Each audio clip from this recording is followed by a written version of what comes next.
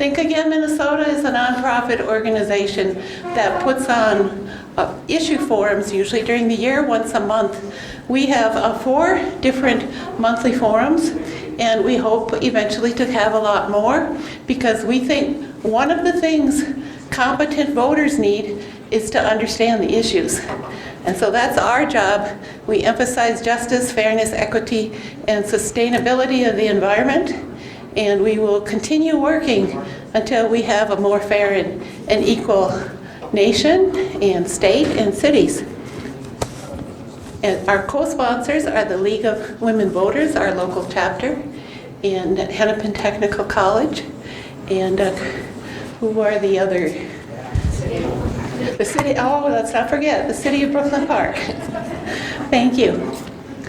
After this evening, our moderator will be Jean Meyerhofer, but before she moderates and introduces the speakers, we would like Josie Shardlow. I don't see Josie. She asked to speak, and okay, Josie, come on up. You have to tell us about the LRT station meeting that's coming up. Thank you. Thank you. Hi, I'm Josie Shardlow. I'm the Community Engagement Coordinator with the City of Brooklyn Park.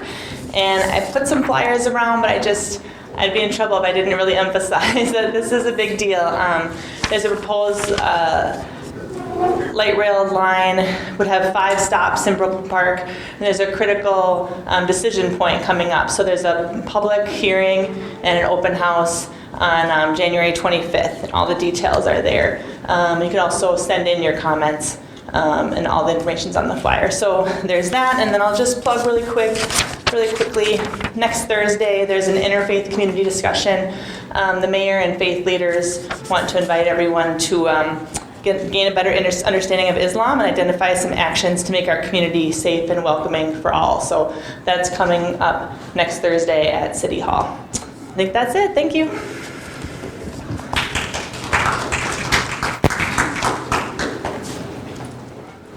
All right, I gotta move the mic down. Josie, you're a lot taller than me, but welcome everybody to the Think Again Minnesota Community Forum. And tonight's focus is Minnesota's open electoral process and leading election system. We're gonna hear from 3 wonderful panelists and also some community organizers about how we can get involved in our community. So I think first, if our panelists could come up front, Benjamin Cruz, and then Mohammed Noor, and Secretary of State Simon.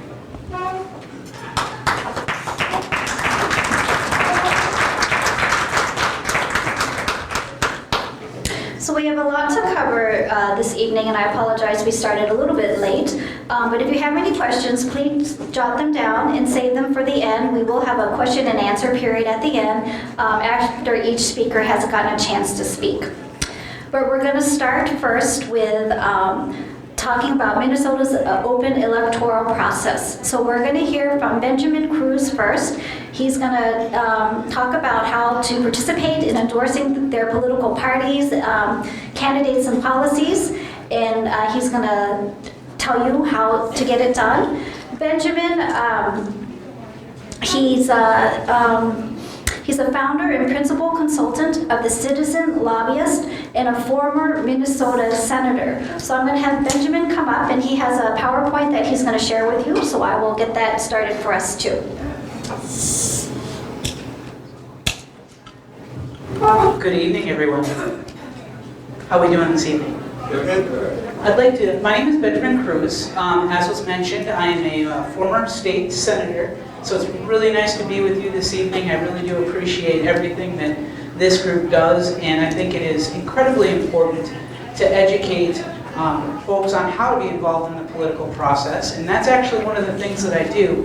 When I left the legislature, I started a group, Citizen Lobbyist Group. Essentially what I do is go around and do things like this, but in much more detail. My actual presentation is about an hour to an hour and a half long, and then I leave some room for questions. Unfortunately, I only have 10 minutes with you folks this evening, so it's not going to be quite that long. But we're going to hit some high points about how to get involved. So just real quick, and I apologize because I know everybody is eating right now, but just a show of hands. And no judging, no reason to be embarrassed. We want some honest numbers here. How many of you in this room have voted before?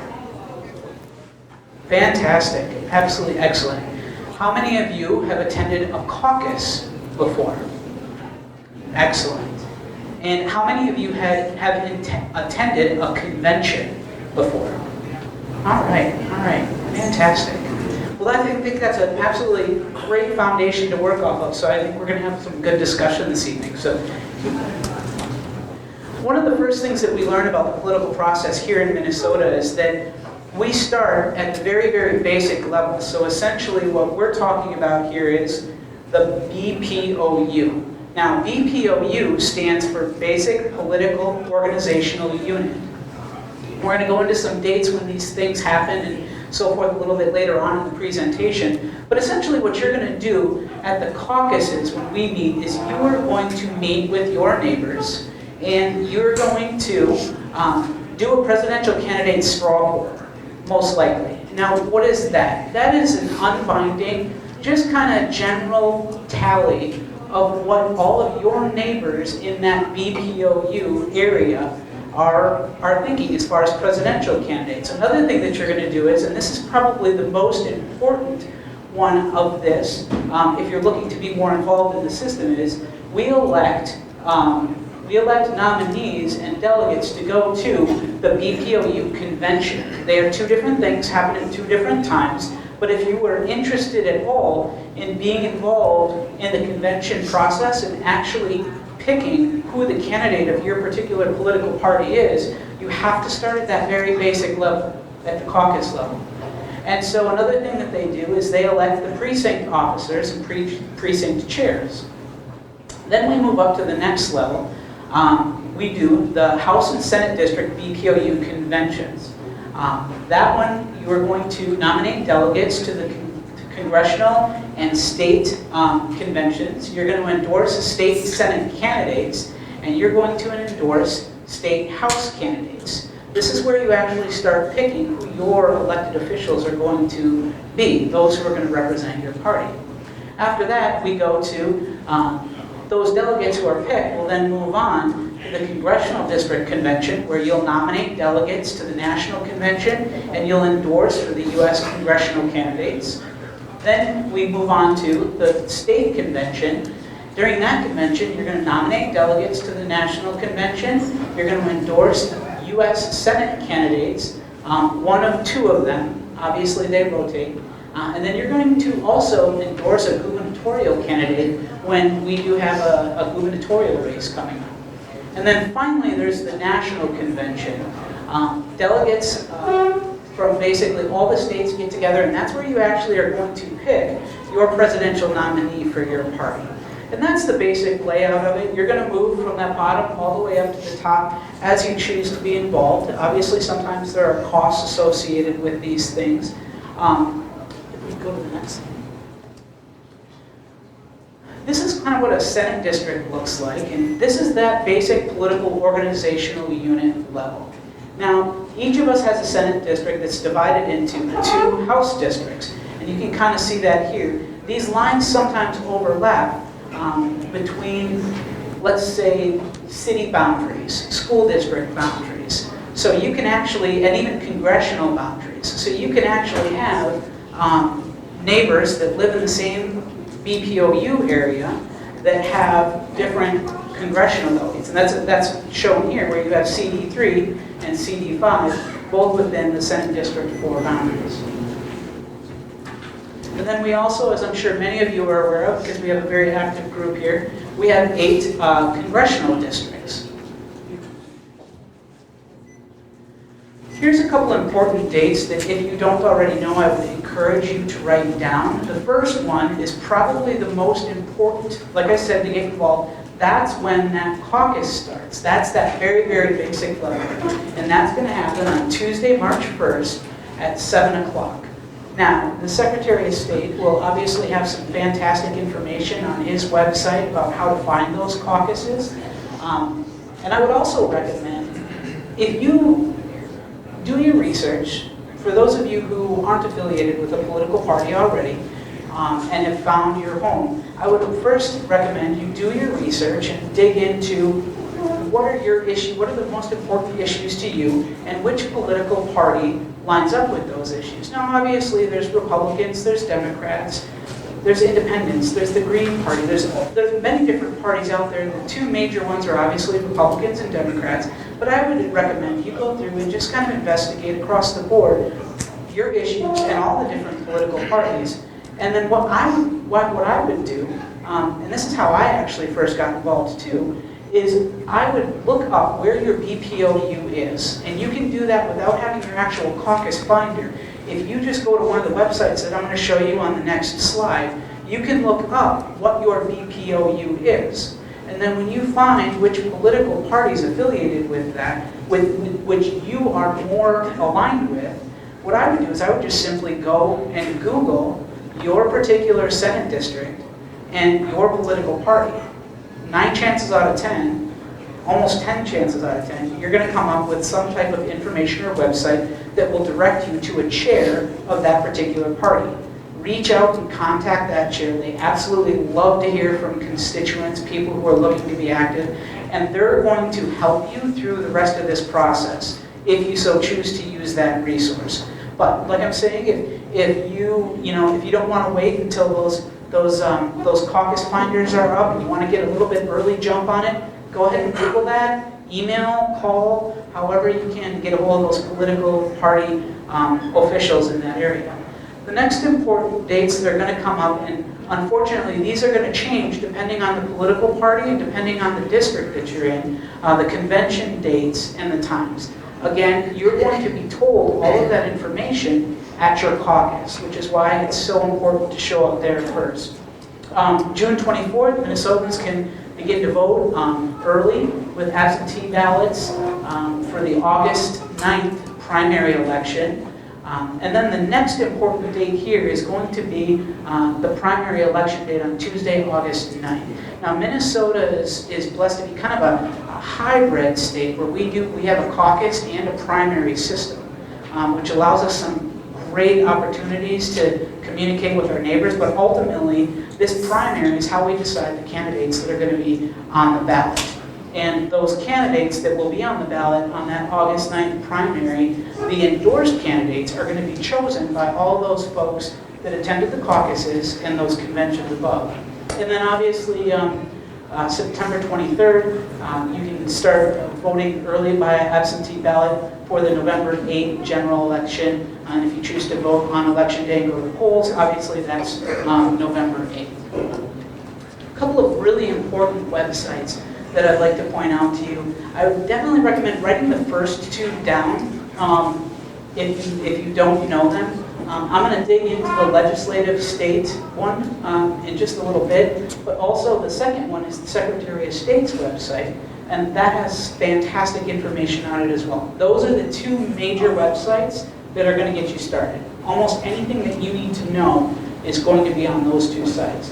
Then I'd also recommend going to your city website, find out, if there's anything going on there. It's great to become active in some of those local groups, the local party websites, which we mentioned before. And then another great resource is once you are kind of affiliated with a party, each candidate or representative are going to have their own websites as well, and those tend to be some really good resources. And if we could just go to that website. One of the things that I wanted to show you on this particular website, and like I said, this is just a phenomenal resource for everything that you want to learn, different pieces of legislation, but the big one is who represents me, and that's going to be right down at the very bottom here. And if you go to that link, you click on that link, you're going to be able to put in your address and find out exactly who represents you. If all else fails and you're looking to find out some more information, turn to whoever is representing you right now. And as a former elected official, I can honestly tell you that any representative is going to be happy to hear from you, and they're going to do their best to push you forward in a nonpartisan fashion. And that's the way, at least it should be. So there you go. And if we click back, I also wanted to show you to show you. If you go a little bit, they have, if you were looking to kind of investigate legislation that your representatives are going, you can search the House bills and the Senate bills. I'd play around with that a little bit too and just kind of find out what your representatives are doing. So with that, I appreciate your time and thank you very much. All right, thank you. Next, we're going to hear from Mohammed Noor. He's the Executive Director of the Confederation of Somali Community in Minnesota, and he's going to discuss the electoral process from the view of a candidate for office. He'll describe how candidates for office can build a following and explain why it's important for a supporter of candidates to attend their caucuses. Mr. Noor was a candidate for the Minnesota House of Representatives in 2014. Good evening. My name is Mahmoud Noor, and I think you have had just the top flavor of how politics is done. Sometimes it's fun, sometimes it's difficult. It depends on how you deal with it. So talking from my perspective, it was one of the most exciting races that I've ever had. I ran for 60B in 2014. So to give you the background, when you're dealing with an uprising or new people, demographic changes of your constituents, and the needs and everything else shifts. So what you end up having is constituents who are trying to find the best way that they can integrate into the democratic process. So you start engaging with your neighbors, you start engaging your friends, and they tell you, you know what? You can do it. Why don't you run for office so that you can represent us and we can talk about these issues? So I work for the county, and whenever we do anything, we're being told go to the state because the state is where the problems are. So I went to work for the state. You know what they told me? It's the legislature that deals with everything. It's not us. So if you want to go solve these problems, you need to go there. So I decided to run for state legislature. And it was not an easy task. You have to deal with people who you have never met with. You have to talk to everyone. You have to connect with people. You'll get scrutinized. You'll be, people will do anything that you're running away from. So being a candidate is a difficult task. It's not an easy job, especially when you've got kids who are growing up. I've got a 9-year-old, 7-year-old, 4-year-old, and 2-year-old. You can imagine that. So the task of running for office starts with you talking with your family. This is not going to be an individual affair. You are bringing with you your whole family. So it took me that moment I became a candidate. So now what? You want to run for office, what do you do next? So the first thing you evaluate is who are your friends that you can talk to. So you call all the legislative friends that you have, all good friends. Some of them will tell you, I'm not going to support you. So the friend that you had yesterday, today is telling you, I'm not going to support you. They feel the heat, especially if you're running it as incumbents, because it's not an easy task. And others will walk you through the process and tell you, you know what? We have to go negative on this candidate. So if you want to win, you have to fight that. Others will tell you, be who you are. And I encourage people to be who they are, because that's what is fundamental in our political process.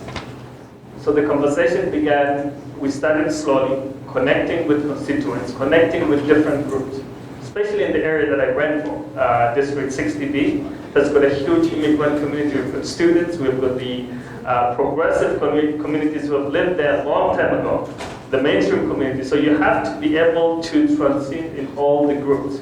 Because if each and every group has got their own needs, and you have to be able to understand those needs.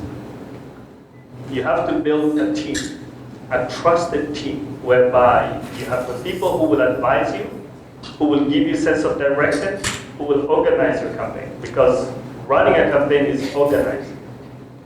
You have to put boots on the ground. You have to meet with every individual who has got influence in the neighborhood. It takes a lot of time. There's no sleeping. You only have 4 hours of sleep, especially if you're a newcomer to the political process. And so when we started that process, I started getting a lot of people saying this is the time that we need to help. We built that momentum from the ground.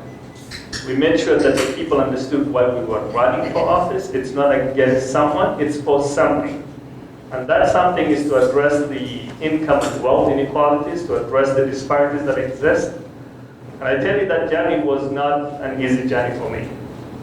So when we had the process started, created a momentum, we had few months to organize for the caucus. That means you have to bring a lot of people who support you to be able to get the number of delegates you need. There are 12 or 13 or 14 precincts in any given district, and each precinct will have its allocated numbers of delegates. You know how that is decided? Can anybody tell me how the number of delegates of your precinct is decided? Anybody who wants to take a shot? Well, here's how it's determined based on the DFL process. The number of people who vote in your precinct during the election which the governor is running for office. So it's proportional.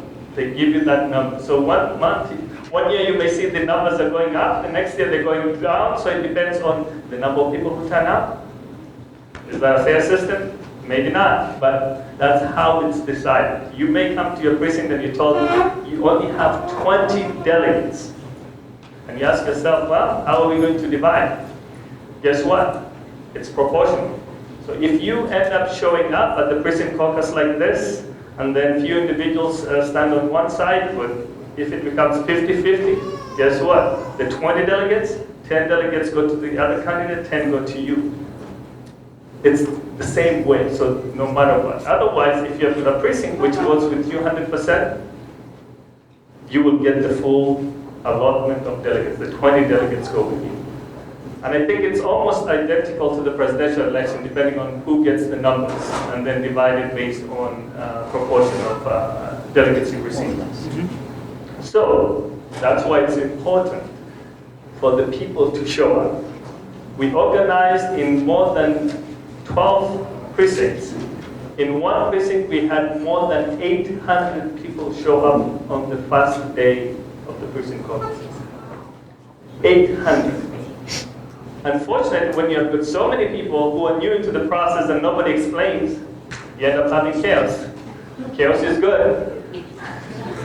So in that precinct, because of the chaos that ensued that day when I ran for office, we had to go repeat that precinct caucus again.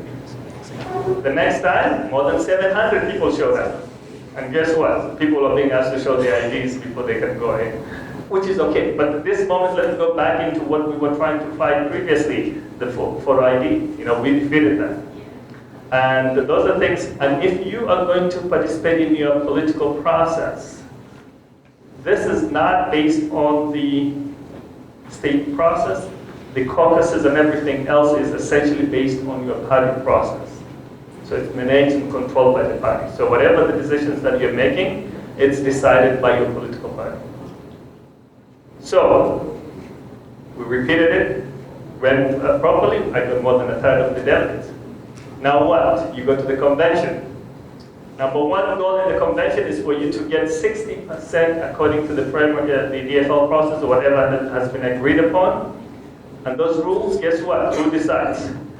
Your local unit decides the rules of how the convention is going to be run. If you're not sitting on the rules committee, those decisions will be made for you and you have to abide by that. So the decisions made is you get 60% of the delegates.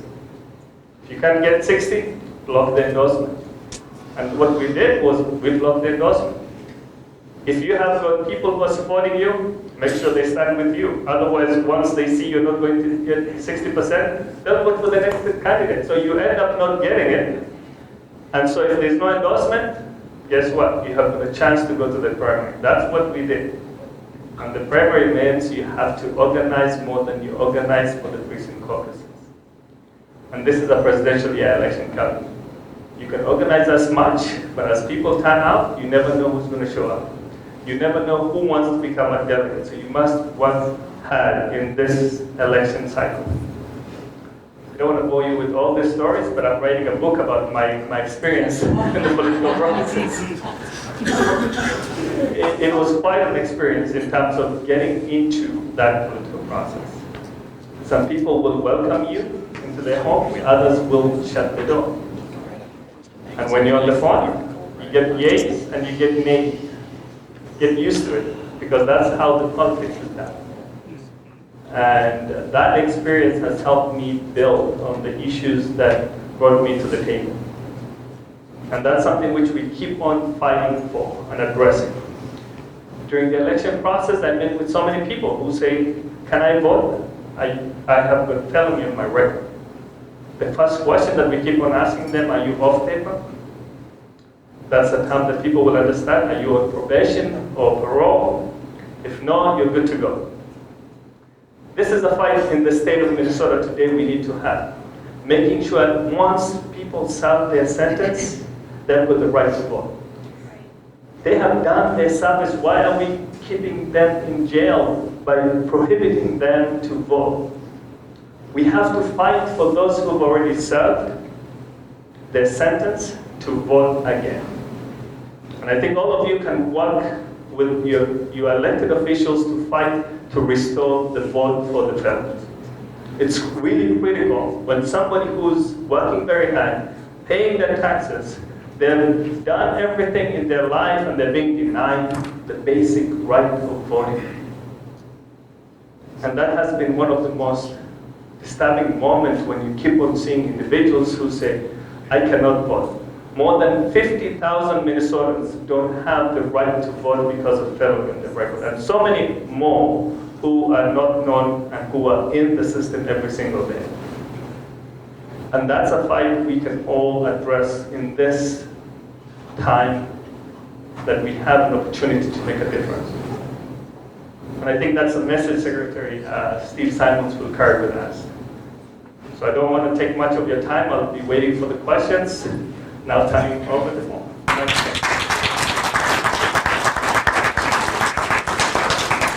Thank you very much. Next, we're going into the second part of our program, and we're going to hear about Minnesota's leading election system and how Minnesota is recognized by research foundations and nations worldwide as having a leading election system. Minnesota Secretary of State Simon will explain what Minnesota does to most frequently achieve the most highest turnout in the nation, how it maintains the accuracy of its voter database, and why all citizens eligible to vote should do so in the August primaries and the November general election. As a state representative, Steve Simon served as the chair of the House Elections Committee in 2013 and 2014 and played a lead role in many of the election reforms that Minnesota has embraced over the last several years. Please welcome Secretary of State Steve Simon. Thank you very much. Thank you so much for having me. I want to thank Think Again Minnesota. I want to thank HTC. I want to thank all of you for being here tonight on a very cold night, by the way. You could have been warm at home doing things with your friends and your families, and instead you're here. I really appreciate it. As I said, a lot of familiar faces. You heard that I served in the legislature. I served for 10 years in the Minnesota legislature. And I want to thank 3 former legislative colleagues who are here today. Senator Hoffman, Senator Eaton, Representative Nelson are here. I think those are the current sitting legislators. Can you just wave for everyone and stand up? Thank you very much. Thanks for being here. It's really kind of them to be here too. I think some, most, or all of them could give a version of this talk as well, which is why Minnesota is a national model in many ways. We may disagree about some things on election law, we do, but generally speaking, Minnesota is looked to. It is imitated. Other people want to be more like us, not less like us. So it's a great time to be in the elections business. And that's what my office is. We're in the elections business. We are not only in a presidential election year, of course, we are in an open seat presidential election year. There's no incumbent. We know we're electing the next president of the United States, a new president of the United States, and that means even more activity, more action, more energy, more focus, more passion on the part of all of us. And for the next several months, you know, our eyeballs are really going to be veering towards a lot of the press coverage. We're going to be listening, we're going to be watching, we're going to be feeling it. So it's really going to dominate our lives from a civic perspective over the next few months. The core function of my office, of the Office of Secretary of State, regardless of who the occupant is to protect and to preserve and to strengthen the right to vote.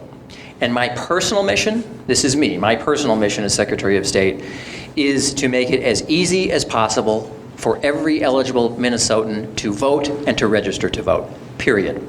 That's it. You can fit it on a bumper sticker, you can fit it on a fortune cookie, it's pretty simple.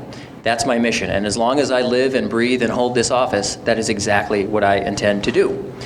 And others who have held this office have had similar goals, and I suspect that that's one of the reasons why we have attained this stature nationwide as a state that others want to be more like, not less like. I view our vote as our voice, and I know many of you share that view. Our vote is our voice, and for me, it's personal. And it has to do with the story that almost everyone in this room, I suspect, has, so I'm not unique in that way, and it's an immigrant story. How many of you here are immigrants yourselves who were born somewhere outside of the United States? Please raise your hand if you care to. Okay? Thank you. Thank you for making the state of Minnesota and the United States of America your home. Thank you for being here. My mother was an immigrant from Europe, and on my father's side, my great-grandparents came here from Lithuania and from Poland, where, to put it mildly, they were not well treated. They were not well treated. They couldn't worship as they pleased. They couldn't work where they pleased or how they pleased. They didn't have basic rights, and I can tell you one thing, they sure as heck did not have the right to vote. They did not have a say over who governed them and how. But they came to this country, and they came to this state, and they did get those things, and they finally had that say in who governed them and how, and that's something I know that they very much took to heart. And so did their kids and grandkids, and now their great-grandkids. So to me, it is something that's very personal, and many of you share a similar story. So the question is often asked, why is it that Minnesota is routinely among the top-performing states when it comes to voter turnout? What is it about us? Is it an accident? Is it a coincidence? Is it something in the water? What is it? Why are we almost always at the top of the list? And I will tell you, I say almost always, because recently we faltered just a little bit. So for 9 elections in a row, 9 in a row, Minnesota was #1 in the country for turnout. 9 in a row. I like to use the Olympics analogy. I'm really into the Olympics. My eyes will be glued to the TV for the Rio Olympics this summer.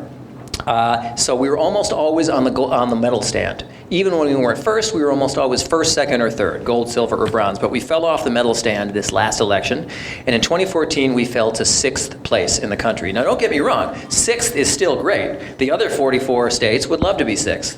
But we fell to 6th from first place. But still, we're almost always at the very, very top of states when it comes to participation. Why is that? Why is that?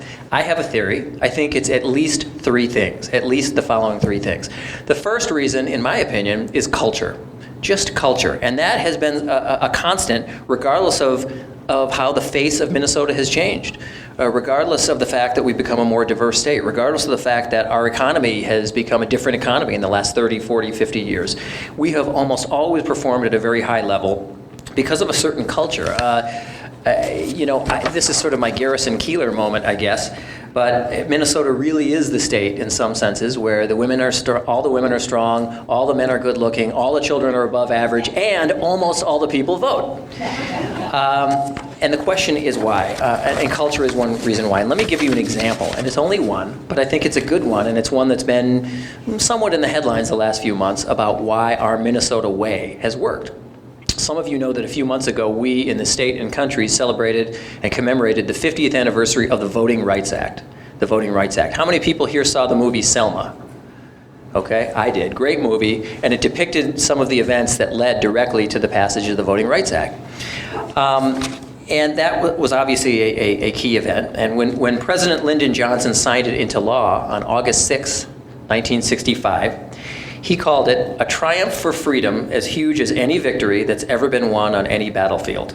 Now let's just wait and pause for a second and remember what life was like for voters in vast sections of this country just a little over 50 years ago. I'm talking about poll taxes. I'm talking about literacy tests. I'm talking about so-called character tests, things which were designed to and actually did fence people out and shut people out by the millions. And even worse, they were totally legal. We're not talking about under-the-table arrangements or winks and nods at the courthouse or at the polling place. I'm talking about black and white written words on laws in law books, saying this is the way it's going to be and this is the law of the land. And by the way, not just the Deep South. Not just the Deep South. The state of New York, for example, had in some places some of the harshest literacy tests in all of the country. So it's not just the Deep South. So there was this legislation, the Voting Rights Act, which proposed to end all of that, get rid of poll taxes, get rid of literacy tests and character tests. And so we might think, now, who could be against that, right? Who in their right mind could be against that? Well, at the time, like a lot of landmark legislation, it was a controversial piece of legislation. It was a controversial bill. And the debate in Congress at the time was sometimes bitter. But Minnesotans in 1965 did, I think, what they often do best, which is they found common ground. Now, in 1965, Minnesota's congressional district was evenly divided. Then, as now, we had 8 members of the U.S. House of Representatives, 8 members of Congress. It was 4 and 4. 4 Democrats, 4 Republicans. And you add on top of that the fact that these 4 Democrats and 4 Republicans and the 2 U.S. senators, those 10 federal lawmakers, were at each other's throats on a lot of issues of the day. Think back, this is 1965. I'm talking about Vietnam, debates, fierce debates on Medicare and Medicaid, the newly proposed programs, debates about federal spending, debates about immigration. Sounds familiar, right? And yet, despite all of that, despite the close division in numbers, despite a real tumultuous time, despite the fact that these folks from our delegation were fighting each other at that same time on those very issues, despite all of that, when the roll was called on the Voting Rights Act in the summer of 1965, every single member from Minnesota voted yes. All the Democrats, all the Republicans, rural, urban, suburban, liberals, conservatives, every single one of them voted yes on the Voting Rights Act. We were one of the relatively few states that were completely unanimous across party lines. That should make us proud. That's part of our tradition, that's part of our heritage, and I'd like to see us get back closer to that kind of consensus. Now look, I served in the legislature for 10 years. I'm hopefully not naive about the capacity we have for consensus. We're not always going to agree and be unanimous on major election reform and election law. Of course not. And perhaps that's not always even healthy. A vigorous and healthy, spirited, but respectful debate is a good thing. And reasonable, good people can have different views on these subjects, of course. But, surely we can move back towards what we had in 1965, which is on the big issues, on the big stuff, the big moral questions, who gets to participate, who's in, who's out. Surely we can agree on those things. I hope we can, and I think we can. And I think we're moving closer to where we were than we were perhaps just a few years ago. So I think that's a good thing. So number 1 is culture. That's the reason, one of the 3 reasons I think that we have this high turnout. Number 2, in my opinion, is just laws. Plain and simple, laws. A fabric of laws that both political parties, to be fair, Democrats and Republicans, for the last 40 or 50 years have nurtured. We err on the side of participation. And our tradition in Minnesota, across party lines, most of the time, has been to err in that direction. Just like in baseball, for those of you who are baseball fans, the tie goes to the runner. In Minnesota, the tie goes to the voter. If there's a question about whether we should err on the side of access or not, we've erred on the side of access, not an exclusion. And that tradition is one I think we ought to uphold. So what do I mean by laws? I'll give you just a few examples, prominent examples. One is Minnesota was one of the first states, there are now 11, but one of the first states to have same-day or election day voter registration, a huge game-changing reform in Minnesota that has really rocketed up over the last 4 decades, the percentage of people who are registered and the people who then turn around and use that registration to actually vote. We also were one of the first states to have a motor voter law. Some of the people don't even know that we have this to this day. We have what's nicknamed a motor voter law. What that simply means is that any one of us, when we go to get or renew a driver's license at the driver's license office, we can choose by checking a box to have that same information that we're given the Department of Public Safety. We can have that information double as our voter registration if we're not already registered. You have to check a box. And you check the box, and then the same information you just filled out becomes the information to automatically register you to vote. A huge, again, game-changing reform that has made Minnesota one of the states that's most envied. Another one, which I'm particularly proud of, is something that I worked with all the legislators here on, and that we got done a couple years ago when I was still in the legislature, and that's something called no excuses absentee voting. No excuses absentee voting. All the legislators here supported it.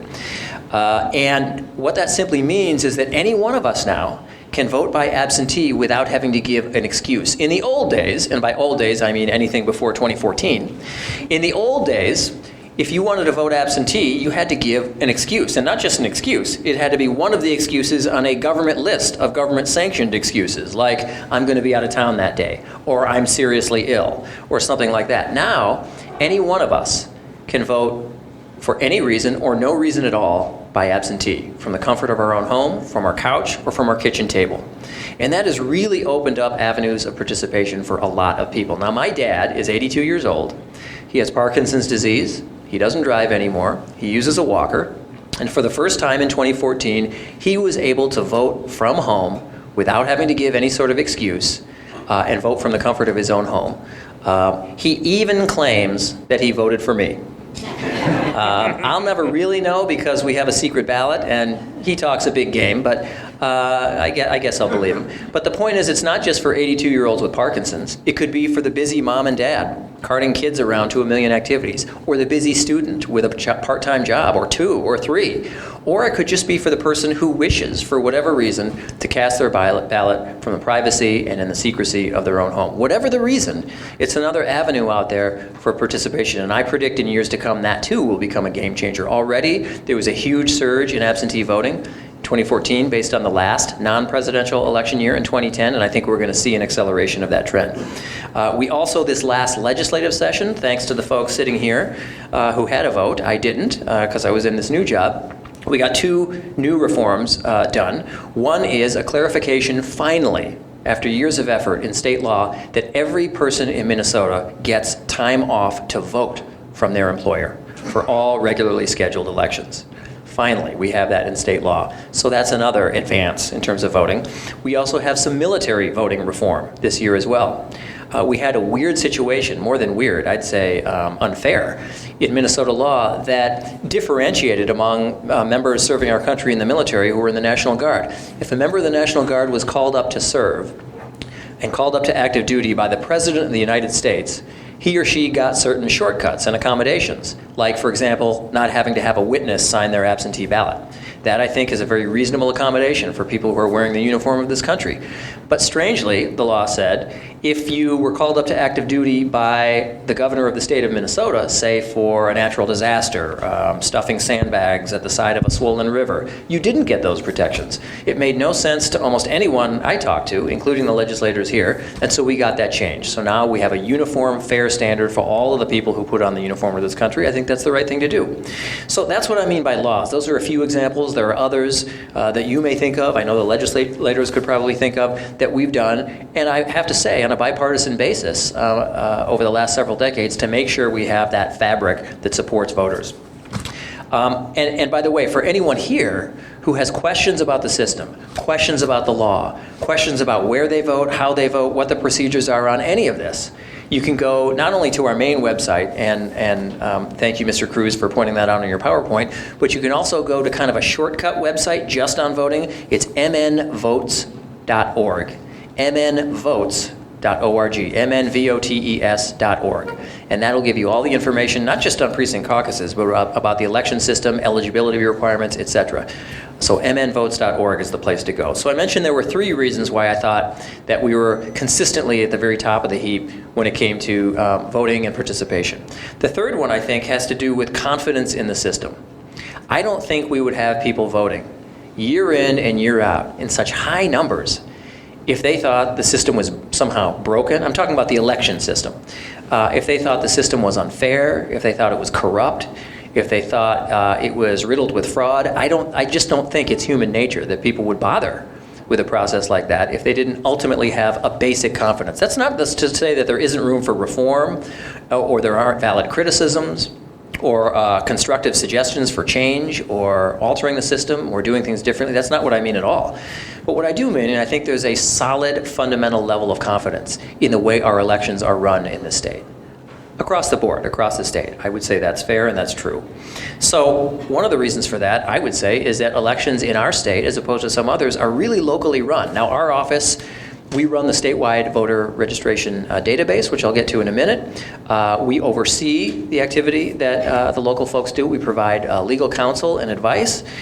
We do a lot of things to make the system run. We do the legislative work, of course, but in terms of the real election night game day work, not just counting ballots, but making sure the machines are running well, the election machines, making sure that they've been tested, making sure that they're kept up to date, making sure that election judges are hired and trained and competent and worthy.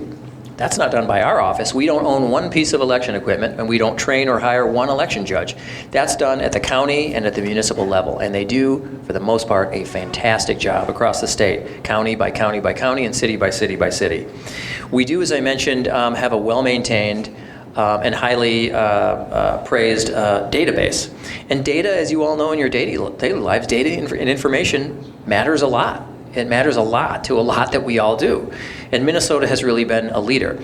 In the late 1980s, in 1989, was the first time when truly across the state we had a statewide electronic voting database. We were way ahead of the curve, way ahead of the pack in 1989. It wasn't until 15 years later, in 2004, that the federal government required that every state have what Minnesota had since 1989. So we were one of the first out with an electronic voting database, which we continue to maintain and run to this day. We create the program and the coding. We house the database, but the counties, and in some cases cities, are responsible for populating that database with the information. So the database is only as good and only as clean and fresh and accurate as the data that goes into it, and that comes from multiple sources around the state. It comes from cities, it comes from townships in some cases, and it comes from counties. Any new record that gets added to the database, and by the way, that could be via online registration, it could be a card of an individual, it could be a group like the League of Women Voters that registers 100 voters and hands in 100 voter registration forms. All of those things are cross-checked constantly against multiple databases. We cross-check name, birth date, driver's license, social security numbers. We even get we subscribe to and check every name against 2 different death indexes, one from the Minnesota Department of Health and one from the Social Security Department and the federal government. And then we also get periodic, actually regular data from not only the Department of Public Safety when it comes to people who are ineligible to vote, but also from the court system. So, and there are many other databases that I won't mention here. But the point is we are constantly, in a never-ending way, checking all the information that comes in against multiple databases, and sometimes multiple databases, as I mentioned, on the same subject, just to make sure that somebody hasn't been missed and somebody doesn't fall through the cracks. So there's an ongoing effort to make it as good as it can possibly be, and as I say, it's been much imitated and much emulated around the country. So I mentioned that culture and laws and overall basic confidence in the system, in my opinion, have contributed to the fact that Minnesota is almost always, if not at the very top of the list, very near the top of the list when it comes to turnout. But you all know this. As a matter of common sense, barriers still remain to voting. They're not the same kind of barriers that this country, or parts of it, faced 50 years ago. I'm not talking about poll taxes or character tests or literacy tests, but there are barriers still, and they're very important barriers to talk about. Some people don't vote because they can't get a ride to the polls on election day, and they don't know about other options available to them, like no excuses absentee voting. Some people don't vote because of a foreign language barrier. Some people don't vote because they just believe the rules are complicated or confusing. Some don't vote because, as you heard from Mr. Noor, they have a past felony conviction, even though they've served their time, and they're now out among us, working, putting their lives back together, doing the right things. And some people don't vote because they just think it doesn't matter. Their vote doesn't count. Or they're just disillusioned, maybe even more than disillusioned, disgusted with the political system in this country, or maybe in the state, or maybe in their community. That could be too. Those are different kinds of barriers. For some of those barriers, we can solve them by passing laws. For other kinds of those barriers, especially the barriers of attitude up here, the people who know about the tools available to them but choose not to use them because they think it would be futile, because they think it would be not relevant because they think it would be a waste of time. That's tougher. It's hard to say that you can pass a law or an ordinance or make a change of some kind in a law book that will address those barriers. And so it's up to all of us, I think, to reach out and change those things. But let me just give you a couple of ideas or thoughts about those things. I think as a matter of policy, as a matter of the laws we can pass to make things even easier for people to vote and register and be part of the system, there's some things I'd like to see us look into. One is true early voting. Now, we have no excuses absentee voting, which is great. It's the very next best thing. True early voting, though, is something that 20 other states have, including every state that surrounds us, literally. Both Dakotas, Iowa, and Wisconsin. We are an island of non-early voting and a sea of early voting. And what that means is that people, for some period of time, usually a week or two, can go into a polling place under game day conditions and actually feed their ballot into the ballot counter, just like you do on election day. It's peace of mind for the voter. It's huge cost savings for local governments. And I think generally over time, we're going to be moving in that direction because it makes a lot of sense. And a lot of states, by the way, red states, blue states, and every state in between has adopted some version of early voting. So I think that's one kind of next frontier. Another, I think, important one, especially in an election year like this, is pre-registration. Pre-registration for 16 and 17-year-olds. 22 states have that, including very red states and very blue states. And it simply means that high school kids, 16 and 17-year-olds, could sign their name on a list. And then when they turn 18, they would be on the voting rolls, assuming, of course, all the cross-checks check out in the databases and there are that the voter rolls are accurate. They would be on that list, and they would then be able to vote. Again, it's worked very well in other states. Thick, dense, peer-reviewed studies have shown that it actually produces a noticeable uptick in youth turnout, anywhere between 8 and 13% among our youngest voters. Those are the ones who need this the most because they vote the least. And so that's a good thing as well. Here's one for you. Here in Minnesota, believe it or not, we have a law in the books that only one other state has, Arkansas. The other 48 don't have that. Only Minnesota and Arkansas have the following law. You, if you're in a polling place, can only assist 3 people, not a fourth. So let's say you see someone in a polling place, one person using a walker, one in a wheelchair, and one with foreign language issues. You can assist them, but you better not see a fourth person who needs your help because you can't help them. Now, what sense does that make? Only Arkansas has any limitation like we have. No other state has any sort of limitation. That's another one that I think we need to get off the books. So even in Minnesota, with our great record, we have some cleanup to do, and that's the kind of cleanup we should focus on. But what about the non-legislative solutions? You know, how do we get at people who don't vote for those other reasons that I mentioned, who just don't feel like it, they're not motivated to vote, they're not animated about voting, they're not inspired to vote? What do we do about them? Well, I think it's a lot about outreach, and it's a lot about having some important conversations. It could mean, in particular, reaching out to students in schools. I think getting nonprofits involved in a more vigorous way is a key part of this. Training the trainer, so to speak, having people go out and talk to their constituents, the people that they serve. If they serve people directly in nonprofits, is an important part of that as well. Ultimately, we in our office in the legislature can only go so far. We can create and nurture the infrastructure that incentivizes people to vote, that makes it as easy as reasonably possible for people to vote, but we can't force people to vote. We're not Australia that has compulsory voting, nor do I think we should be. But, you know, we can do our part, but it's really up to others. And part of that's on campaigns and political parties and candidates to inspire people to get out and show their colors and show up to the polls. We can do our part, but it's really a team effort. So why should people vote? Why should they do this? Why should they engage in this activity at all? Well, our vote is our voice. I think we all agree. But I like to say to people that no matter what issue you care about the most, I don't care whether it's disparity issues, criminal justice reform, the environment, healthcare, education, taxes, job, whatever it is, whatever that issue is, all roads lead to the ballot box. Because if we don't get the people elected that share our views and our values and our outlook, we aren't going to get very far on any of those issues. And by the way, that doesn't matter whether you're liberal or conservative, Democrat or Republican or something else. If you care deeply about an issue, you're just not going to get very far unless you elect people who are going to make the decisions that you by and large agree with.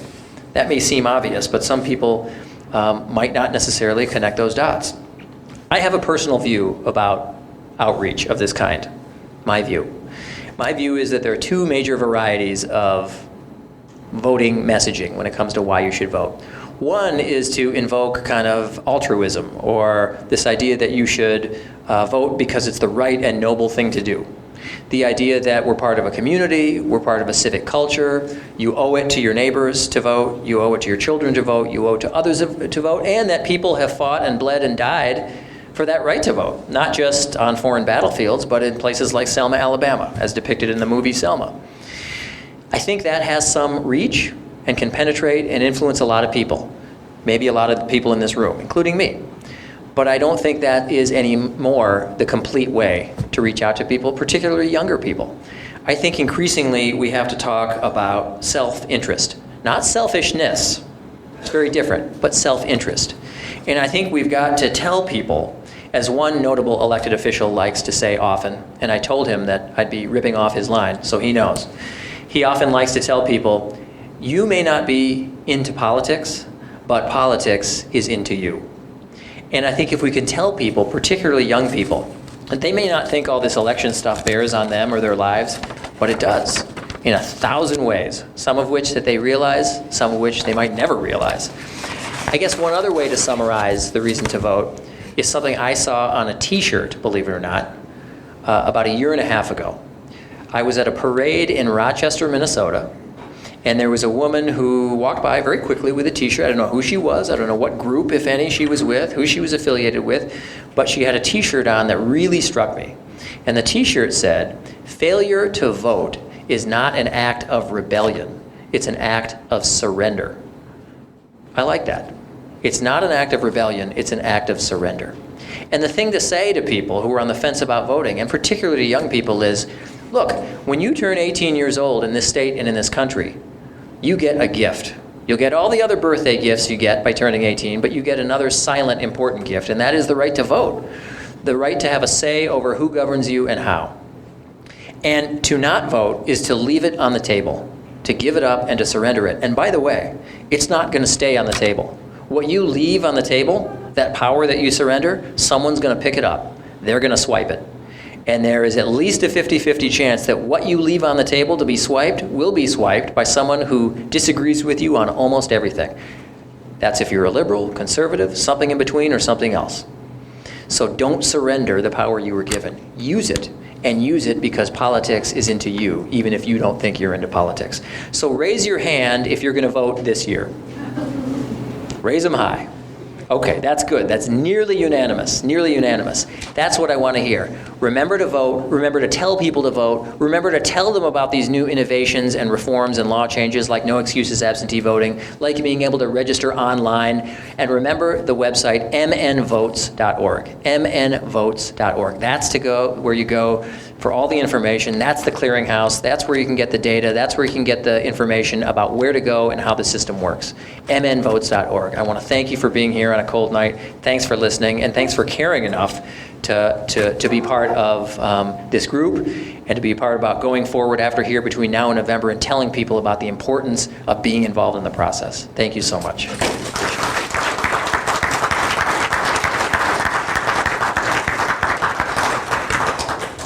All right, thank you very much, Secretary of State Simon.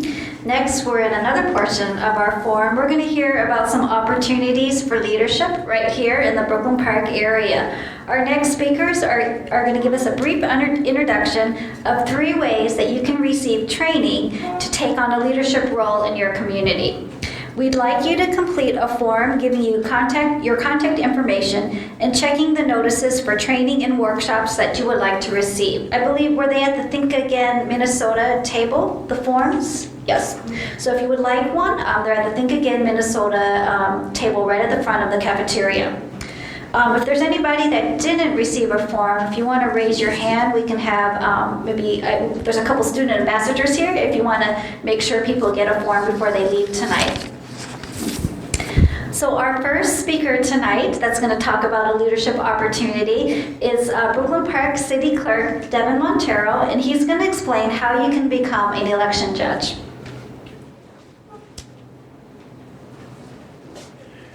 All right, thank you. Again, my name is Devin Montero. I'm the city clerk for the city of Brooklyn Park. I also want to acknowledge my assistant. She's at the back table, Dolores Taku. She's right now, and we're in the middle of recruitment for election judges. Bear with me. Okay, now you've heard about caucuses, how to be a candidate, and voter turnout. My topic is about being an election judge. So what happens after the candidates are selected and on the ballot? Election judges are needed to carry out the election procedures and make sure that the rights of the voters are protected. During a general election, about 30,000 election judges are needed to staff more than 4,100 polling places throughout Minnesota. Election judges are paid. It's a great opportunity to learn about the election process, as Secretary Simon stated. Also provide a great service to your community. Did you know that students 16 and 17-year-olds can be election judge trainees? Some qualifications to be an election judge. You must be an eligible voter, must be able to read, write, and speak English, must not be the spouse, parent, child, sibling of any election judge serving in the same precinct or of any candidate of that election. You also must not be a candidate at that election. You also must complete an election judge training course, at least 2 hours that we provide. And if you want to be an election judge supervisor, that's about a 3 to 4 hour training. Other qualifications: ability to sit or stand for long periods of time. You can communicate clearly with voters, enjoy assisting and serve diverse populations. You also must handle stressful situations calmly and professionally, and demonstrate attention to detail, work as a team member, and follow directions. Also, you must be comfortable using computers. Election law requires a party balance in the precinct. No more than half of the judges in the precinct may be members of the same political party, a DFL, GOP, or serve as a non-affiliated judge. There are certain jobs that require affiliated judge. Curbside voting, meaning that the voter cannot physically go into the polling place or outside in a car or something like that. Or opening the ballot box during election day. The ballot box could be getting full, or they just need to straighten out the ballots inside the ballot box. Or they may assist a voter in marking the ballot. That is when you need party balance. So what do election judges do? Well, they open and set up the polling place. They set up the voting booths. They set up the ballot counter. It's a computer. That's up on the upper right-hand corner. That's a ballot counter. And the automark. They set up the automark. The automark is a ballot marking device for voters with disabilities. And the judges also prepare the ballots for election day and set out the supplies throughout the precinct. They're also assigned various duties in the polling place, and then they close the polling place. These are some of the election judge duties on election day. You have a head judge who is in charge of the polling place. You have a greeter judge who directs voter traffic and maintains order in the polling place. You also have a roster judge. They sign in voters who are registered in advance of election day. You have a registration judge. They register voters who did not register in advance. Then you have a demonstration judge. They explain how to mark the ballot. Then you have a ballot judge. They give the ballots to the voters. And then you have a ballot counter judge. They oversee the ballot box area and gives the I voted stickers to the voters. Here's a typical layout of a polling place. You have various duties, various positions in the polling place. Other duties, healthcare facility absentee ballot judge. They deliver ballots to voters who reside in a healthcare facility or hospital. The absentee ballot board judge, they serve on a special board that processes absentee ballots. And with that, that's just a quick summary of being an election judge. I just also want to point out, off topic, the City of Brooklyn Park, the Brooklyn Park Charter Commission, they presented a ranked choice voting recommendation to the City Council on January 4th. The City Council set a public hearing on February 8th on the ranked choice voting charter amendment if you want to attend. Also, we do have election judge applications if you're interested in serving as an election judge in the Brooklyn Park area. You can see my assistant back there, but if you live in another community, contact your city clerk to serve as an election judge. Thank you.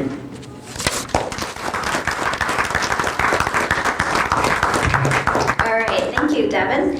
Next, I'd like to introduce Kirsten Chome. She's from the co-president of the local chapter of the League of Women Voters, and her partner, co-president Eleanor Johnson. Not here tonight. Okay.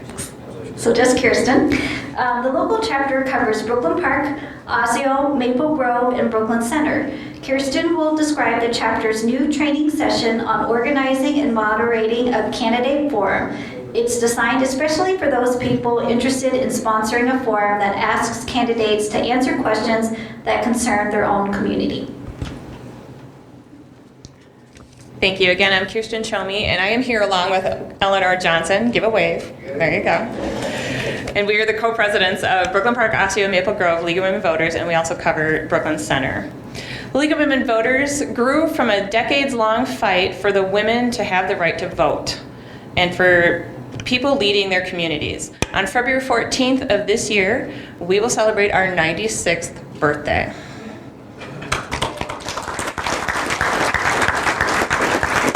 The 19th Amendment granting our right to vote turns 96 as well in August. And so what have we been doing since then? People wonder, oh, you're still here?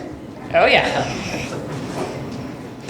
Who we are still a volunteer-based organization. We are organized at the local, state, and national level. We are nonpartisan, always have been, always will be. And we inspire new leaders. That is something we want people to come up, go out and lead. And one of the best ways to do that is really go grassroots, which we'll talk about in a little bit. Just to see our mission statement, I wanted to put that up there for you. That's on our website. To encourage informed and active participation in citizens and government, we take action on selected governmental issues after study and consensus by our membership. We encourage our members to be informed participants in political activity, but as a nonpartisan organization, we neither oppose nor support a political party or candidate, even when the office is unaffiliated with a party. That does not preclude us from taking positions on issues, and we have taken many positions over the past many decades. Again, we're 96. And we fight for those issues, and I'll give you a list of those in a little bit here. How do we do the things that we do then? We go out there and register those voters, those new citizens, and those new 18-year-olds. We try to capture them at the college level. We try to capture them in the high school at the senior breakfast. We try to bring them in and tell them right away, this is your first foray into who gets to represent you. So we go out and catch those kids. We also, again, study the local issues that matter to our local communities, like light rail and things like that. And then, of course, we do our world-famous candidate forums. Some of the issues that we actually have positions on our website, you can look up more, but these are our 10 core ones that we talk about. Economic equality for all, election integrity, government transparency, immigration reform, judicial independence, money in politics, protecting our natural resources, because if we make the water bad, we got nothing left to drink. Public education, redistricting, and voting rights. We are the League of Women Voters, but we also have members that are male, including, I believe, that guy over there. Yes, he is. Yes, he is. So yes, we welcome everyone, including my husband, whose first duties for about the first 5 years of my involvement was to make sure frickin' frack were taken care of while I was at all the meetings. But now he comes to the Think Again meetings together, and he learns more about those issues, and we bring our kids and they learn a bigger scope of what's going on in our community. Again, we stand for voting rights. That's making sure everybody that is eligible to vote has the means and opportunity and the chance to vote, making sure their vote is not suppressed or lost. We stand for those new citizens' rights to vote. How many of you have been a member of, or helped register people at a new citizenship ceremony, or been a new citizen person and then got to vote, register to vote that day? It's one of the most moving experiences all across the board. Everybody's inspired, and you get that chance to vote right there. We take that paperwork for you, and we turn it in for you, and you now have a say in what happens in your community. And civic engagement, of course. This is a big nuts and bolts of our thing. It's civic engagement. It's nonpartisan way to find out. So if you're not ready to jump into a party, one of the greatest ways that you can find out what's going on and how to get involved is to come to a candidate forum. It's a community resource. You get to meet the candidates. You get to learn about their positions to see if you agree with them or disagree with them. You get to ask your questions. You get to let the candidates meet you. And you get to become an informed voter. You can volunteer, you can be inspired, and you can run for office after being in one of these situations. Some of you know me as the gavel-wielding moderator in the area. Got you a couple times? Got you. Yeah, that's right. It's one of my favorite things to do. I love it. And people say, when are you going to run? I say, why would I run? I'm a moderator. I get to tell the politicians when to stop talking. So great. Love it. Well, this, again, as we've said, is going to be a big year as it's a presidential election, but it brings all the voters to the polls in droves, and we love this, and we've got to talk a lot about voting. But along with those big ticket elections are all of the local elections. There will be school board, there will be city elections, there's going to be your representatives, your senators, everything. And I think in our area, just for Brooklyn Park, Osseo, Maple Grove, and Brooklyn Center alone, we will be in charge of 8 to 10 forums. Even some are doubled up so we can squish them in the evening, just for our area alone. And that's huge. We need help with that. And it's busy. Not to mention that some of our moderators get asked to go out to other communities because we moderate only in places where we're not voters. So I don't get to do Maple Grove, which is just fine. I kind of hoard Brooklyn Park to myself. I like to do City of Brooklyn Park. You're kind of my babies. I like it. That's right. We usually host ours along with the North Hennepin Area Chamber of Commerce because some people think that we might be on one side of the political spectrum, even though we're not. And some people think that Hennepin Area Chamber of Commerce is on the other side, and they're not. Locally, they're not. And so we work together to put this nonpartisan, fair, and balanced forum out so people can find out who's running for office.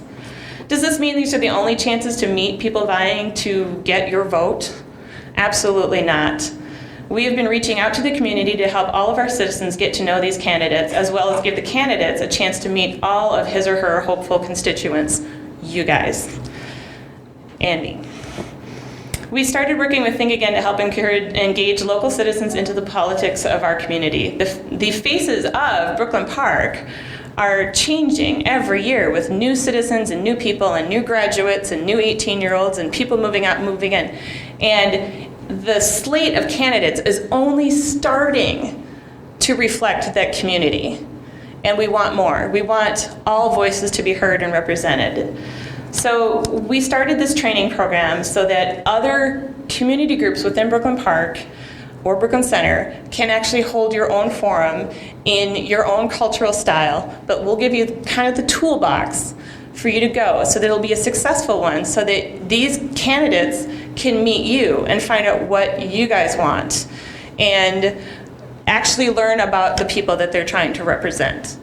And then if you find out, I don't like that person, hopefully that will inspire you to stand up and vote, and then stand up and run and be one of those voices.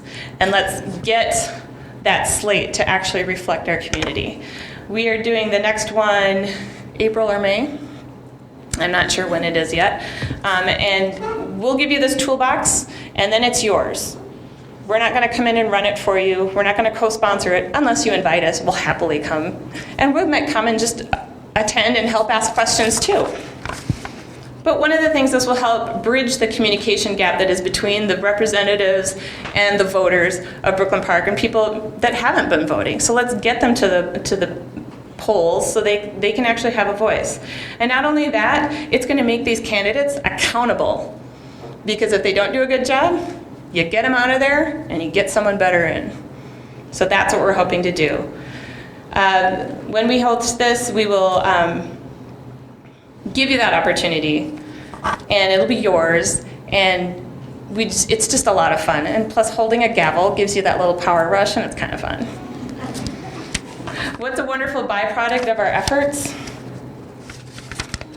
The byproduct is inspiring new leaders, and as I said, we're starting to see that reflection of the community on the ballots, but not enough. We want to see it. And everybody here is responsible for educating the next generation, because without you taking leadership today, who is going to step up tomorrow? We also extend an invitation to all of you to attend our forums in September and ask your questions, volunteer, or join us, the League of Women Voters of Brooklyn Park, Osseo, and Maple Grove. Thank you.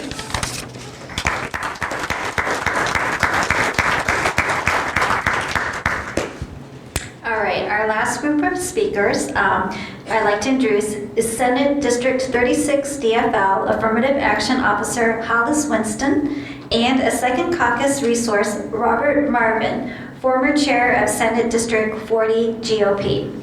Hollis will explain why it's important to attend your party's precinct caucus.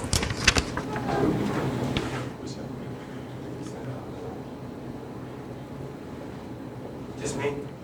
Okay. Oh, your colleague can come up too if he would like.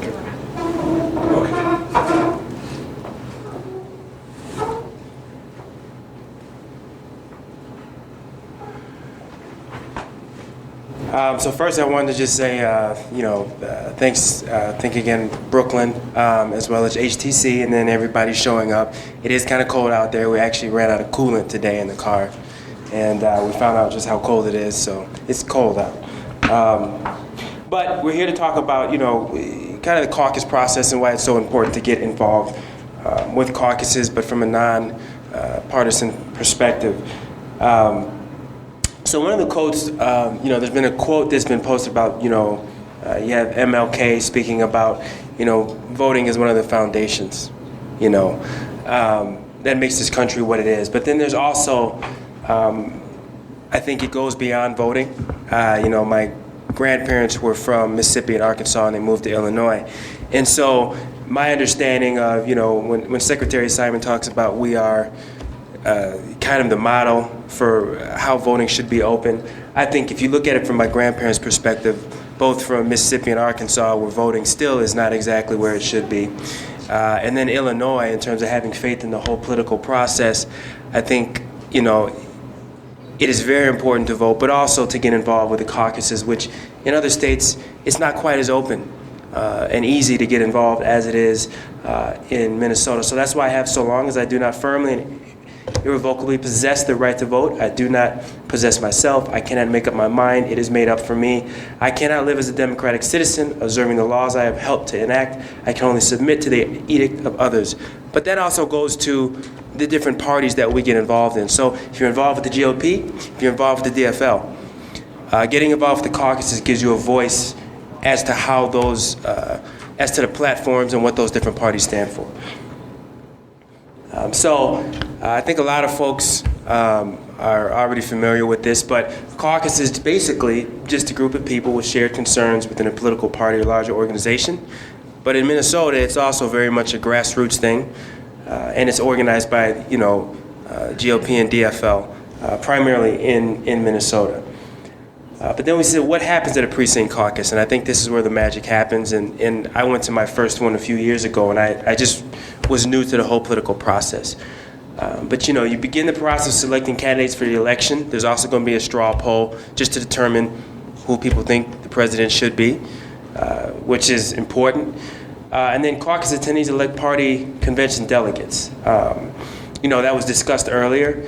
And that's an important part of the people that are chosen there are going to be the people who are making decisions on behalf of others within the party. And I think we all know the influence that the different parties have within politics nationwide, but also in Minnesota. So it's important for folks to attend, and if somebody wants to run for one of those positions, run for the position. Make sure you have people supporting you so that you can have a say within the party, because it's not enough just to vote. You also need to have a say within the unit, the party that represents you. Discuss policy positions. Caucus attendees would like to be included. So when I showed up, like I said, I was kind of green. I really didn't know what was going on. And I had there were people that were coming with resolutions. I think one resolution, which was kind of popular, was to make sure that liquor stores would be open on Sundays.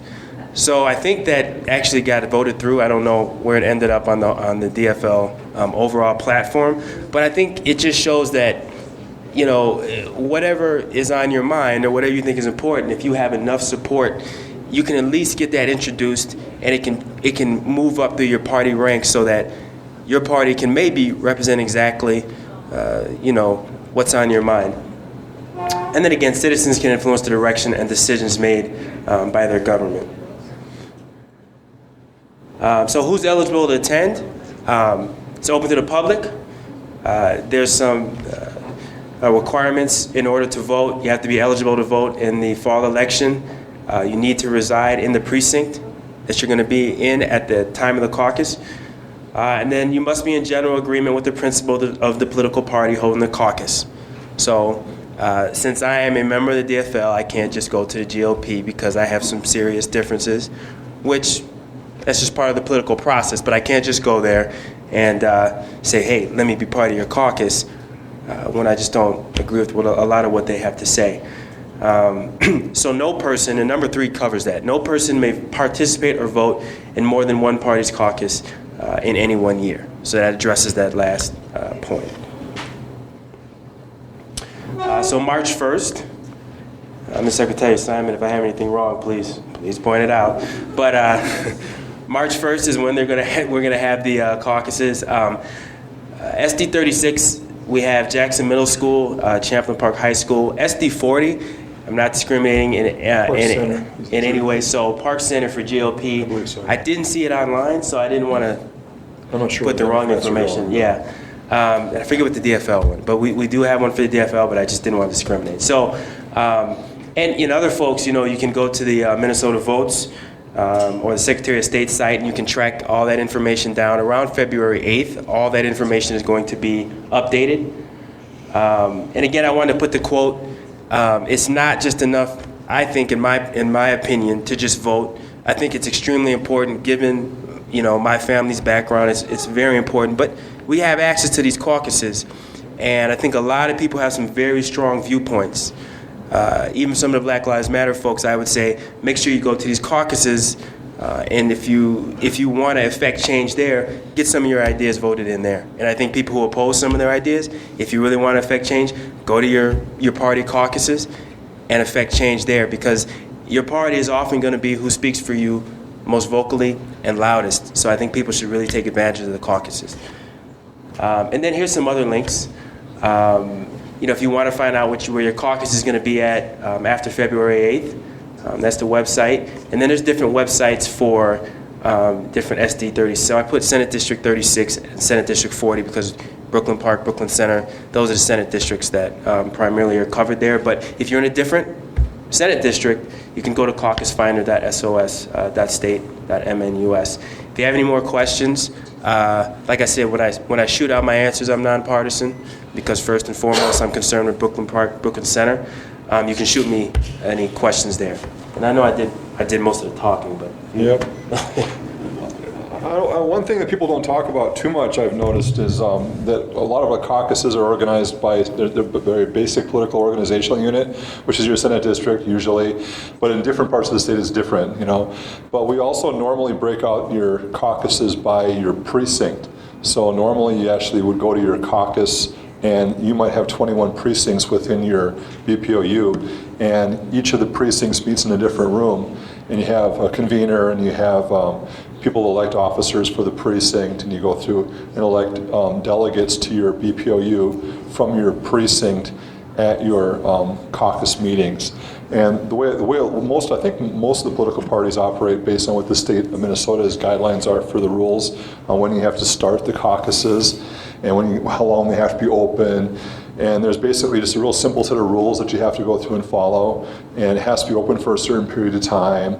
And I think all the parties are basically the same on that. It's very prescriptive. And really, the biggest thing about being part of a political party is if you want to really make a difference in a political party, you really want to show up at your BPOU caucuses, because fundamentally that's where you get a voice in the party. If you don't show up with your party until election time, you're not going to be an officer, you're not going to be a delegate. If you want to have influence on the Democrat Party or the Republican Party or the Green Party or any party that you choose, the caucuses are where you get it. And you want to turn out your people, your voters, to caucuses and get them. If you're looking to support one of your candidates for, like if you're wanting to support Bernie Sanders or you're wanting to support Ted Cruz or whoever you are, you want to do that really at the caucus levels and turn out your supporters for your political candidates at the caucuses so that you can get your delegates elected so that they can work their way up through the system and vote for your candidate and to support your values and what you're looking to push.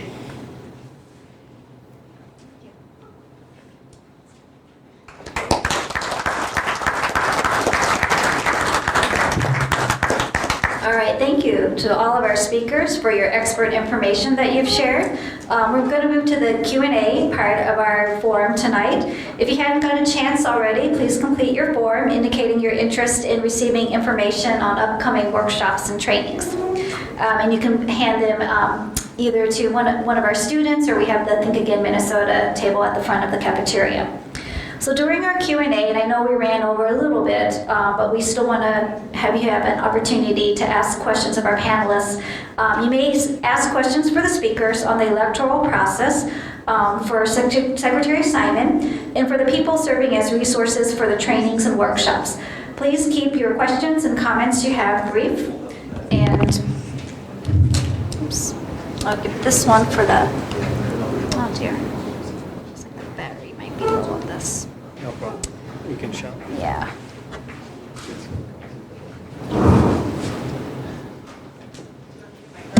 Yeah, I don't know.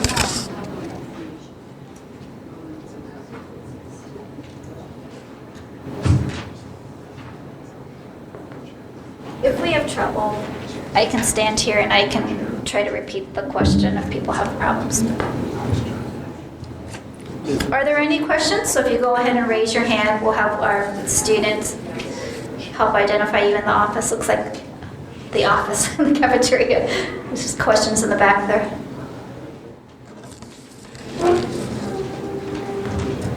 Working? Yep. This is actually a question for Secretary Simon. I'm wondering, is there a single bill that would take care of all four of the significant and obvious deficiencies in our election laws that you mentioned, and does no more and no less? In other words, it's very focused on the things you mentioned. If yes, and it's been introduced, who are the authors? And if not, why not? Thank you for the question. I just want to make sure I understand, when you say the four things, I think you were talking about things like early voting, pre-registration, and things that I mentioned as examples of some of the things. It's a complicated question in the sense that there isn't one bill necessarily, but sometimes what the legislature will do, and some of you are maybe familiar with this term, and I hate to dwell on the jargon of the legislature, but it pertains to your question, which is sometimes on a single subject, the legislature will create what's called an omnibus bill, where they will kind of take a bunch of separate bills on a single subject or a family of subjects and put them all together into one really big so-called omnibus bill. So in the past, there have been omnibus bills, so-called, which have merged together some of the things that I'm talking about. I can't say that all of them were ever in there, and maybe some of the legislators here can refresh everyone's memory if all of those were in there. But, these things take time. And like any legislation, I would say this as advice to anyone seeking any legislative change on any subject. Sometimes things take time. And things I know that I worked on as a legislator, and I am sure the 3 legislators here, and I know Mr. Cruz, when he was in the Senate, I'm sure he would attest to this. Sometimes these things take several years to get done. You just have to be patient. And like with any new idea, just as in everyday life, I think the first time people hear it, it seems maybe odd or strange or new or unconventional. The second time, less so. The third time, even less so. By the 4th or 5th time, it seems normal and maybe even obvious, or at least intriguing to them. And then, over time, I think people get accustomed to ideas and are more receptive to them. So I can't say there's one particular bill that will solve all these problems, but I think there are several reforms that will get us in that direction. I named some of them, and they may or may not be in this upcoming session, sort of smushed together in an omnibus bill. It's kind of too early to tell. Would ask I don't know if the moderators would. Yeah, the things that you mentioned Yeah. seem very straightforward and obvious. If I didn't use those words. And putting them together as a package would, make a very great leap forward on a lot of things. And perhaps in the things that you mentioned, at least as I read them, a little bit more impatience about these things would be a good idea. And so we might think of it as trying for a Evel Knievel, so to speak. Well, let's leave the whole thing.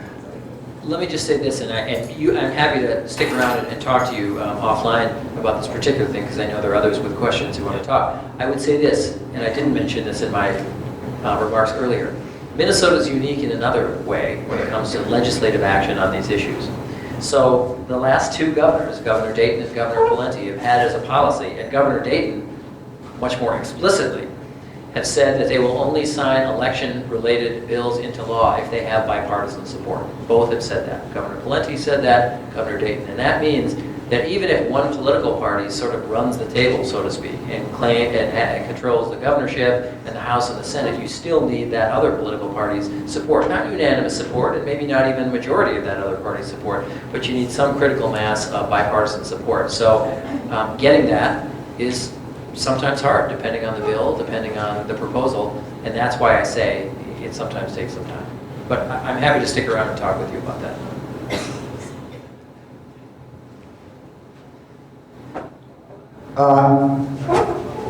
My name is Grama Hassan. I'm from Oromo community, and I'm very happy to be here tonight.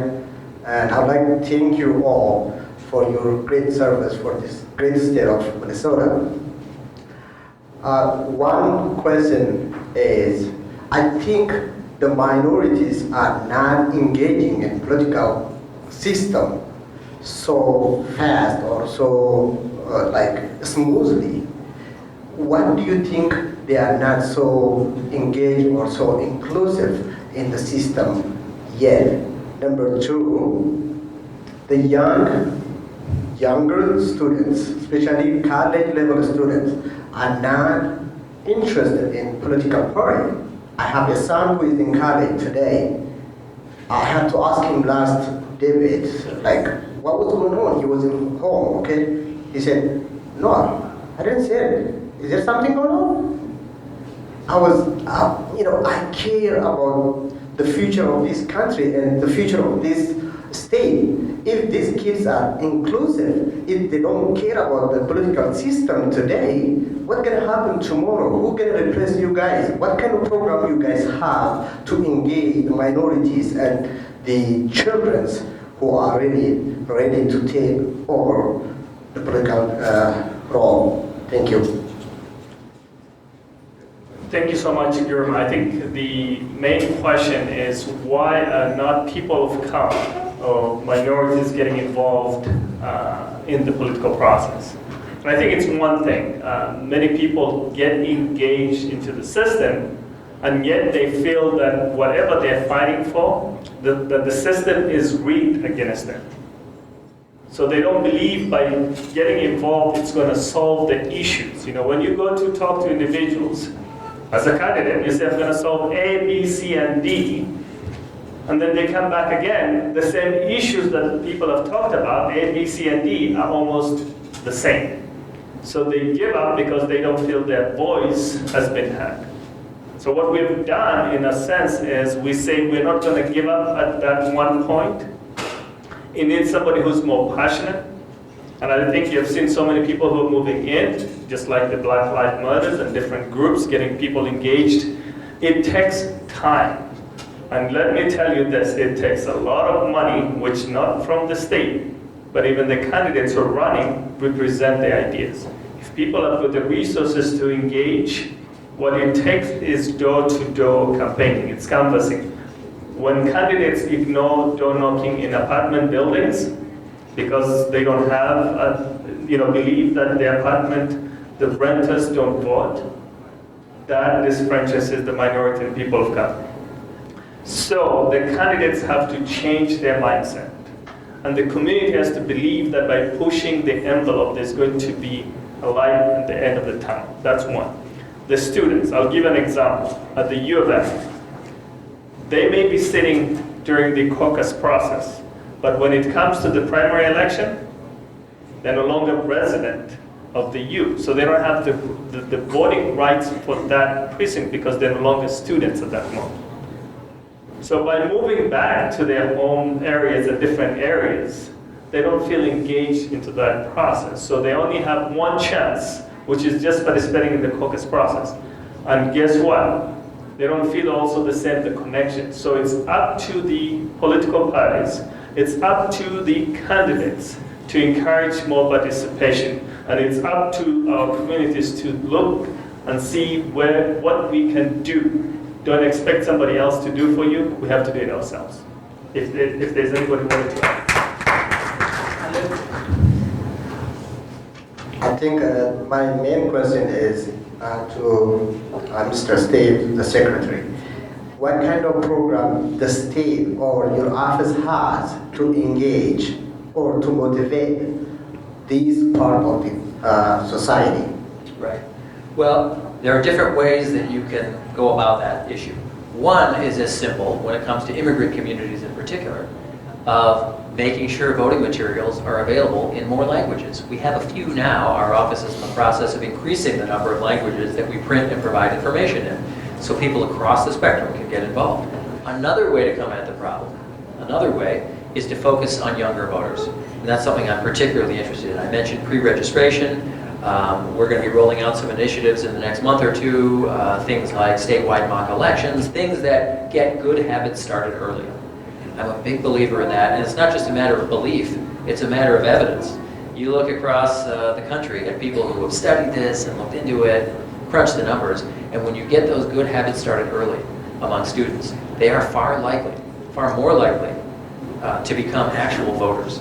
That can include something as simple as a mock election. It can include something as simple as pre-registration. That's how you get at those folks. And then finally, and I don't mean to deflect responsibility here, but as I said in my remarks, because I want to be honest about this, people can't just look to the Office of Secretary of State, they can't just look to the League of Women Voters, part of this is on particular candidates, it's on the political parties, it's on the campaign system itself to inspire people.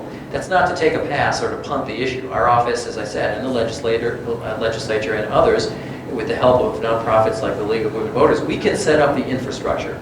We can pass the laws to make things easier. We can come up with reforms and innovations, but we can't force people to get past that mental barrier. You can't pass a law to do that. And so we can talk about the importance and the value of voting and how important it really is from a self-interest standpoint, but it really is up to particular candidates, political parties, and others to really inspire people to turn out to vote.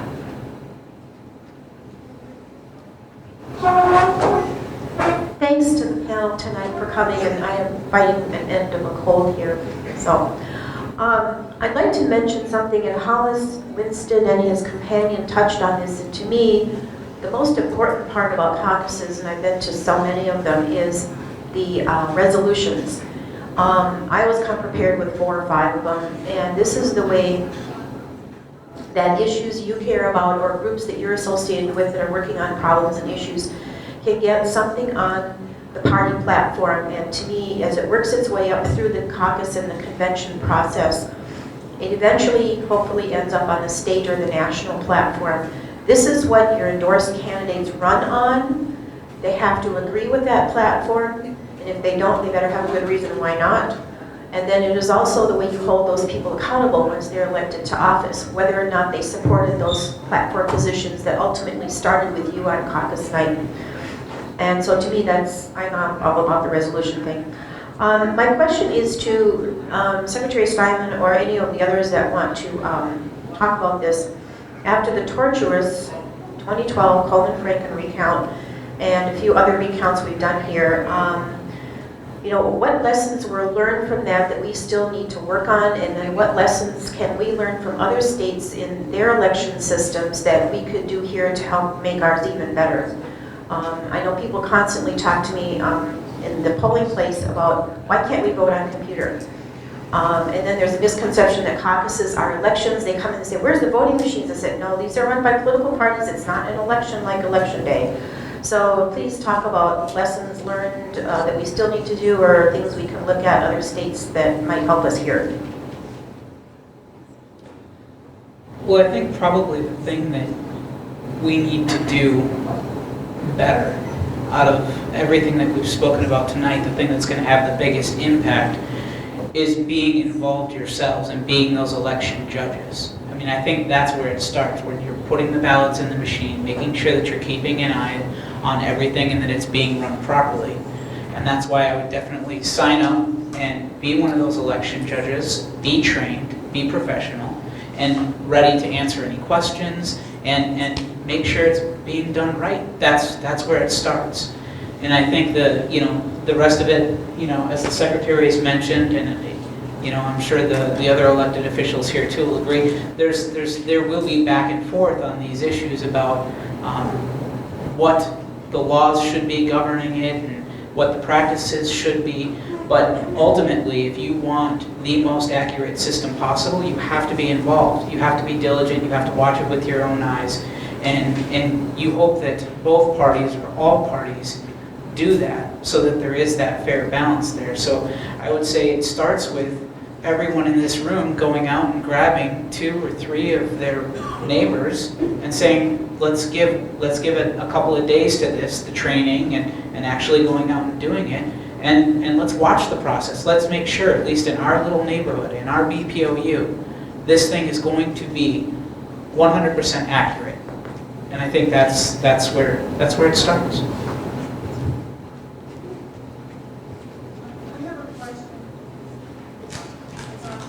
I have a question about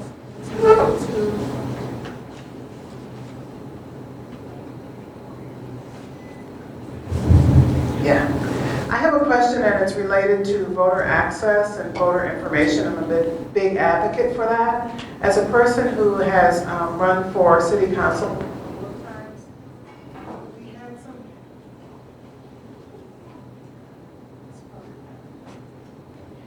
we had some difficulty getting into apartments. What do you suggest that a candidate do to get into apartments? Who do they talk to at either Secretary of State or someplace else about that without having to, file a complaint the next year? Right. Yeah, that's an issue that comes up a lot, and anyone here who's run for office or been involved in a campaign has faced that kind of challenge, which is getting access to apartments. As it sounds like you probably know, the bottom line is that candidates do, by law, have access to apartment buildings, but not all of the gatekeepers, the landlords, or the management people always know that. And so one tactic, I guess, that has been successful in campaigns that I've been around or witnessed is to simply bring a copy of the statute with you. You can even laminate it so it doesn't get all scuffed up, and show that person that that's in state law. That's just one item at the outset that I think helps. But if need be, you can always call either our office, or really more on point would be the Campaign Finance and Public Disclosure Board, because they too sometimes have something to say about it as well. But the fact is, in Minnesota, candidates do have access, but it's tough sometimes to convince landlords or others who are kind of the gatekeepers that that's the case. And some of them may be convinced that that's the case, and they still might not want to give you access. And so that is a whole different, that's kind of a whole different ballgame. Any other Just wanted perspectives? Well, if you're a candidate, the first thing that you need to do is to take account of how many apartment buildings you have and start searching who are the landlords and get them heads up. And if they don't respond to you, contact them before you even start going to those places. So it works.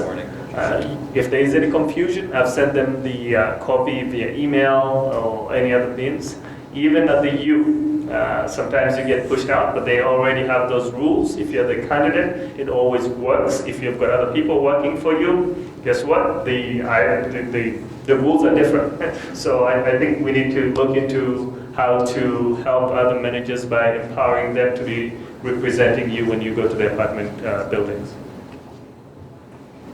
Okay, we're getting close to the end of our Q&A session, so we'll take maybe 2 more questions. And so I know we've got one more there, and then if there's another one after that. Thank you. My name's Howard Hansen. I'm a public service journalist and activist at the Capitol. I've got a challenge for you people running for public office. I spoke at a human rights gathering up here in Brooklyn Center a year ago and handed out some papers on education. Minnesota has the worst educational system for people of color in the United States, which means the whole civilized world. And it's just terrible that a state with our stature of Minnesota nice has this educational system like this. And there's been a lot of talk about it during the last year, but you have to get the politics out of the classroom. And it's all political. And every child that's born in our country deserves a good education to learn to read, write, spell, and get a good job to provide for their families. And we aren't giving it to them. It's a disgrace. It's terrible. And so I challenge you, and for the good of you and your families and all of the citizens of our great state, get it back to where it used to be. It wasn't like this 50 years ago, but it is now, and it's bad. So please try to help fix it. And good luck. Clean house in the educational system. Thank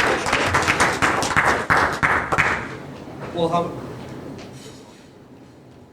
I think the batteries are getting a little low here, but Howard, I couldn't agree with you more. The achievement gap in Minnesota is absolutely unacceptable. And I think at the heart of your question is a conflict in politics right now across the entire nation, and that is the partisanship that you see. We were talking about well, why aren't minorities becoming more involved? Why aren't our youth becoming more involved? And I would humbly argue that that's because they don't feel like there is any possibility for them to make a difference. The partisanship and the unhonesty with, and I hate to say this, but the unhonesty with a lot of our politicians has caused them to become disenfranchised. They can't trust what they're saying, therefore they just give up on the process and they say, if I can't make a difference, then hooey with it. But the truth of the matter is, if you want to change that achievement gap, you have to get our politicians, we have to get our politicians to start compromising on some issues. And I think we talked about the omnibus bills, and I think when it comes to issues like that are absolutely vital to the future of our state, the future of our nation, you have to get rid of some of these omnibus bills to whatever extent is possible, and you have to start finding the areas of agreement and passing those. Let's not give up on fixing anything just because we can't get everything, because there are issues out there that Republicans and Democrats can agree on. There was one of the bills that I was very, very proud to pass when I was in the legislature was a bill about school trust lands. It was a bill that everybody could, I can't say everybody, it was a bill that the governor signed into law and an overwhelming majority of people agreed with. My co-sponsor in the House was a Democrat. Denise Dietrich. And it's things like that I would argue we need to do more of. If you want to make a difference, that's how you're going to get it. I would argue they're all violating their oaths of office to protect the constitutional laws of the United States. And they're taking money from special interests, they're taking bribes, and they're committing treason against the citizens. Period.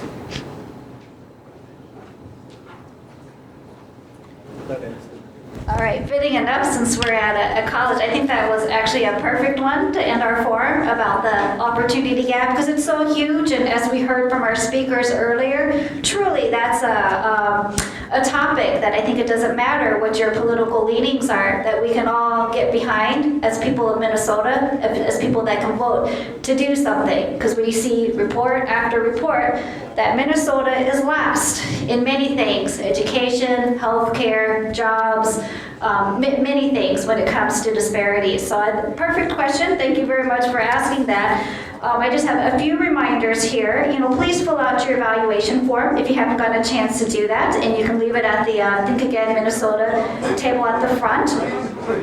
And then also next month, we thank you very much, Think Again Minnesota, League of Women Voters, City of Brooklyn Park for putting this